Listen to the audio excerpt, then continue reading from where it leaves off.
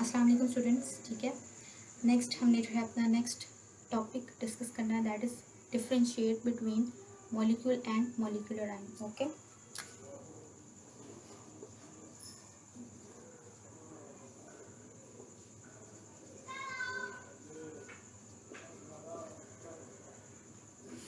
बहुत important questions होते हैं डिफरेंशिएट वाले। ठीक है, और बोर्ड में अक्सर इनके बारे में पूछा जाता है। ठीक है, और ये लॉन्ग क्वेश्चन के तौर पे भी आते हैं। ठीक है, तो मॉलिक्यूल और मॉलिक्यूलर आयन। मॉलिक्यूल क्या है? This is the smallest particle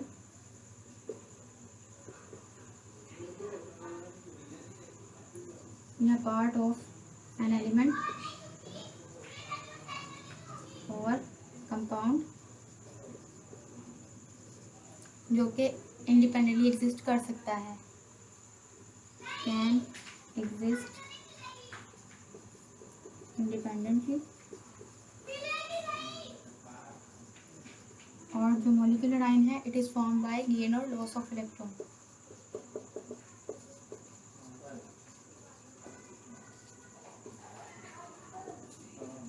gain और लॉस ऑफ इलेक्ट्रॉन्स, गेन और लॉस ऑफ इलेक्ट्रॉन्स। ठीक है, मॉलिक्यूल क्या है? स्मॉलेस्ट पार्टिकल ऑफ एलिमेंट और कंपाउंड।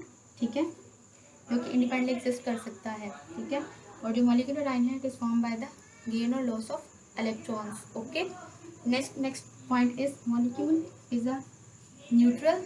ठीक है, मॉलिक्यूल जो होता है वो क्या होता है?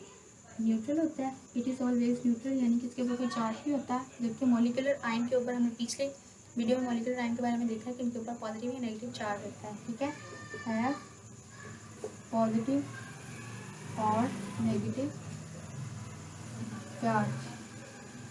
ठीक है, पॉजिटिव या नेगेटिव चार्ज होता है। उसके अलावा मॉलिक्यूल जो होता है कैसे बनता है? Formed by combination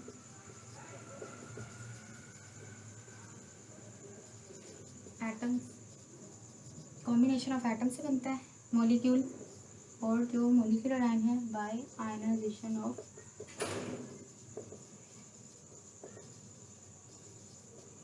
molecule. ठीक है, मॉलिक्यूल क्या है? Smallest particle of an element और कंपाउंड। ठीक है, जो कि इंडिपेंडेंटली एग्जिस्ट कर सकता है। और जो मॉलिक्यूलर आयन है, ये बाय लॉस और गेन ऑफ इलेक्ट्रॉन से बनता है।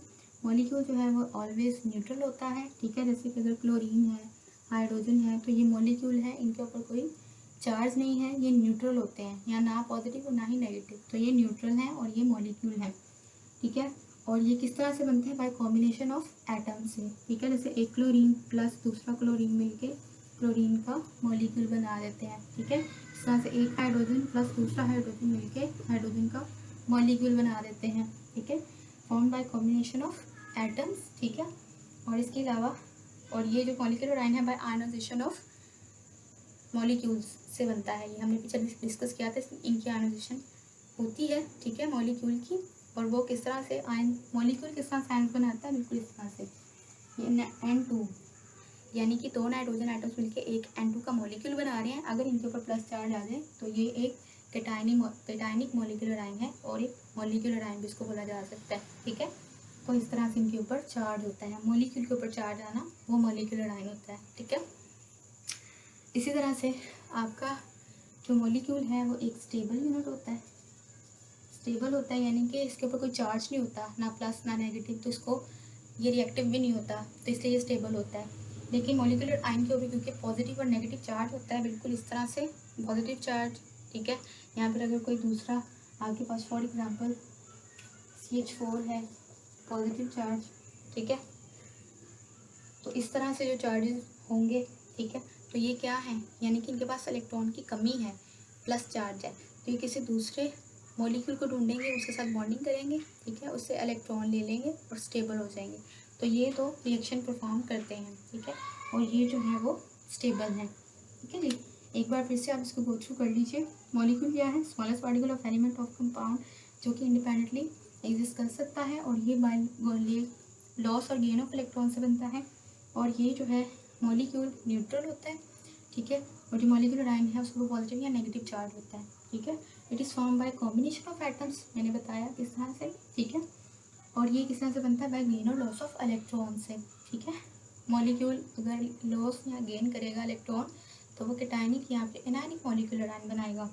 ठीक है, और ये मॉलिक्यूल होता है वो स्टेबल होता है। ठीक है, जैसे ये स्टेबल है, ये भी स्टेबल है। ठीक है, और जो मॉलिक्यूलर आयन होता है क्योंकि उसके ऊपर कोई ना कोई चार्ज होता है इसलिए वो रिएक्टिव होता है। Okay, thank you so much for watching.